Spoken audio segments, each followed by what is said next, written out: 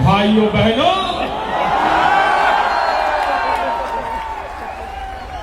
मेरे देश के युवा, भारत का भविष्य, मेरे भारत मां के लाल, इस प्रकार से जंतर मंतर पर प्रोटेस्ट करते देखता हूं तो मुझे पीड़ा होती है। भाइयों बहनों, जिस प्रकार से आप लोगों पर आंसू गैस का गोला छोड़ा गया, मुझे पूरा भरोसा है कि आंसू आपकी आंख से ही नहीं बल्कि आपकी वीडियो देख करके पूरे हिंदुस्तान की आंखों से आ रहे थे। भाइयों बहनों, मैं अगर सत्ता में होता, मैं सत्ता में रहा हूं, मुझे पता है कैसे क्या होता है।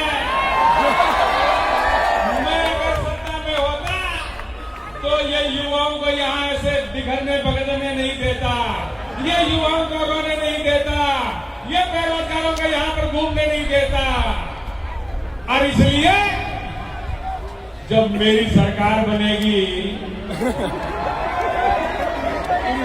और अब बन गई है, बनी हुई है, अब बनी हुई में मोदी जी मेरे सपने में आ जाते हैं।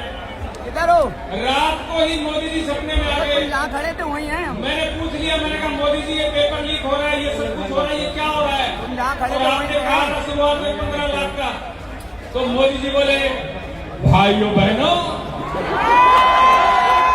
मैंने कहा था जब मैं पीएम बनूंगा तो सबके खाते में 15-15 लाख रुपए आएंगे।